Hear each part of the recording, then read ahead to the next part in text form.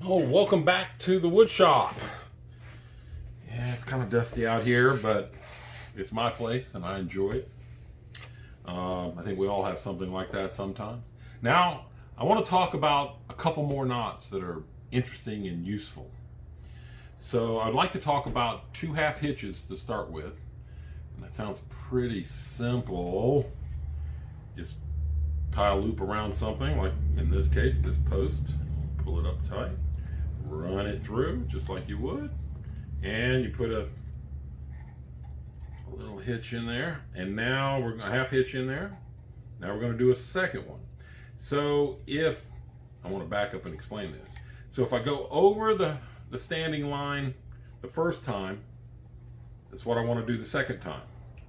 So I went over the second time, and I'm going to go over it again, and I'm going to come back through the loop here, and that gives me two half hitches that are nice and snug.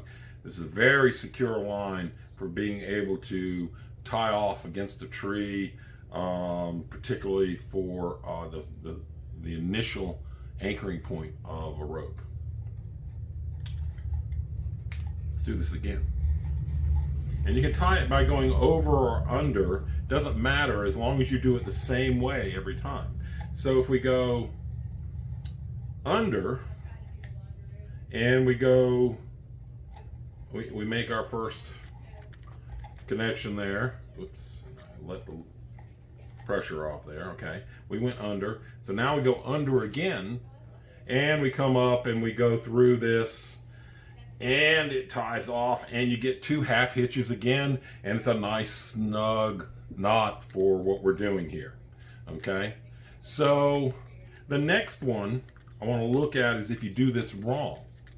And it's also a legitimate knot, but it's not the one you want to use in this situation. So let's say that you go over the top and tie it off, but this time instead of going back over the top, you go underneath. And this forms a type of slip knot. A slip knot that's called a Larkshead. And it has two turns, two half hitches, but they're going in the same direction. It snugs up and everything, but it is not what we're looking for here. This is called a Larkshead. They need to be going in opposite directions in order to be two half hitches. Okay, so now let's go one more. So I untie these. The hardest part of knot tying is untying. So I want to do a Tauntline. Tauntline has been in the Boy Scout handbook since the very beginning, since 1910, long time. And this is the knot that's typically used to anchor tent line to either a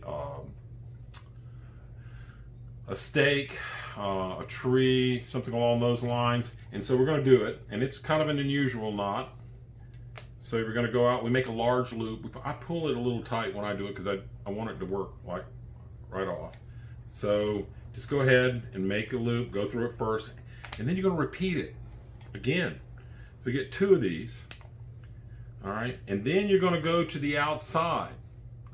Go to the outside, come across those other two knots, do that, and you want to run them down through. And so the knot ends up being on the same side as the other three. This forms friction right here so that this knot locks into place. And so we snug up the knot.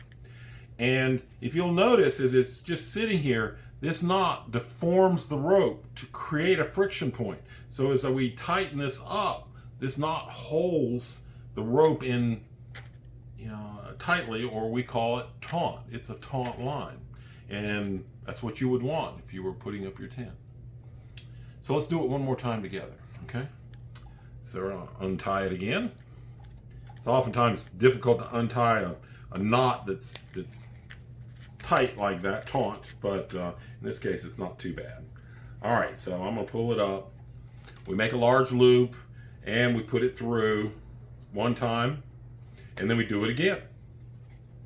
And as we pull it through, we're going to roll it over those other two, coming down beside the standing line, and then we go over and through it. And so now we've formed 3 turns on the line here.